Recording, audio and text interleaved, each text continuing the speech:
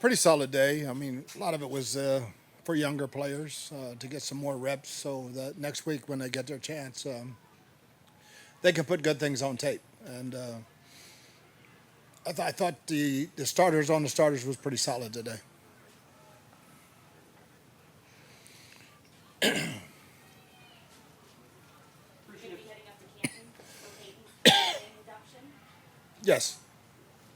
Can you just speak to the career that he had, the contributions that he's made to the National Football League, and the opportunity to co-lead a guy like that? Yeah, I would say it's a family thing. What the Manning family has been for the NFL. You know, starting with Archie, and obviously got to know Archie and Olivia, and their great parents, and have done a hell of a job. But Peyton's contribution is as big as it gets. Taking two teams to the Super Bowl and all the things that he's done. But he's better. He's a better teammate and a better friend than he is a player, which speaks volumes. And he also is a funny.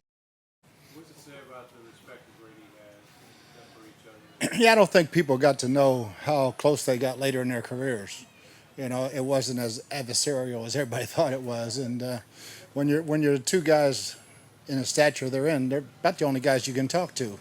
And so, yeah, I think it speaks a lot about Tom. It was his idea to get us all up there. And we got a couple coaches going up Saturday for some other guys. And the rest of us will go up Sunday, and we'll come back Sunday night. How much, if any, was Peyton able to kind of help Tom assimilate quickly into your offense, and not an easy offense to grasp? I don't. Yeah, Peyton really's never played in this one. All the verbiage we used in Indianapolis is totally different. So that part of it really didn't help. For Tom, I would think the model for changing teams late in your career and having success in the second chapter is probably Peyton in Denver. Yeah, I think that's one of the things he wanted to accomplish. When he made his decision, and we actually talked about it, and he did it. So let's do it again. From what we've observed, it just looks like Antonio Brown had a very sharp camp so far. Can you just speak to him, Coach?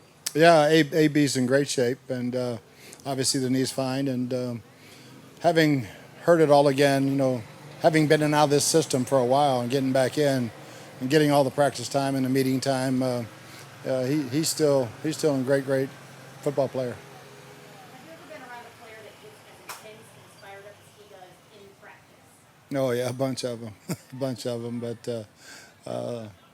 he loves to compete, and it's fun. Bruce, in terms of backup jobs that'll be on the line in preseason, it seems like the backup corner job, like behind Cockrell, is fairly wide open.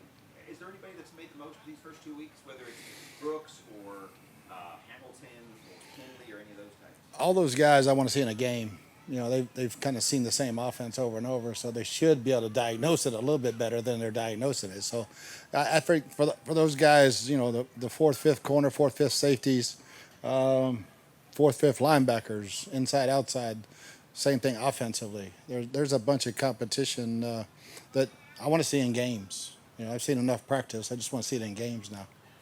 Bruce, Jamel Dean said earlier this week he really couldn't put a finger on why the secondary clicked when it clicked later in the season.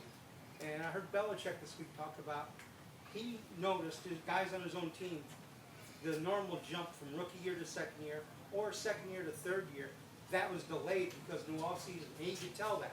Was that a factor with the secondary? Oh, there's no doubt. When you miss all that time, technique-wise, and just the study of film for 2 months of what you did, and you come back to training camp, you're learning all over. You don't get a chance to go back and watch all that tape like you would in a normal offseason. So it set back a lot of young. We've missed about 3 years of young player development in the last 3 years.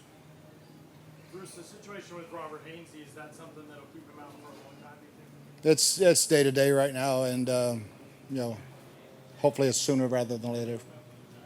Bruce, you have your backpack giveaway for the Arians Family Foundation, and I know it doesn't look the same as this year, but what does it mean to keep doing that? It's one of my favorite days. I just hate that a bunch of the players are going to go over and say hi to the kids, but we can't hand the backpacks to the kids, and just to see the smiles on their faces and know that they've got everything they need for school. And it's been one of my favorite days for a long time. Bruce, your depth at receiver is tough to break into, we think, by the guys you have coming back. Where does Travis Johnson fit in, and what can he do on special teams to help himself?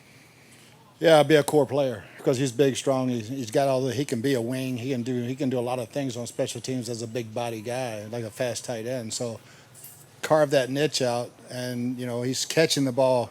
He got wide open that first week. He dropped a lot of balls. I think it was just nerves because he's got good hands and he's catching the ball better. So, yeah, he's one of those guys that's fighting for that spot to get on the 53 or stay on the practice squad. And speaking of those guys, can you just speak to the performance Jaden Mickens has had this training camp? Just gets better every day, more understanding. He never played that position. He's never had that much volume of information, plus all the sight adjustments, everything that goes with it. But when he knows what he's doing, he plays really fast. I mean, by the looks of things in practice, he looks like he could be a guy that's way more than just a special teams performer. Would that be a correct assessment? I would say for sure. He'll have a role for sure.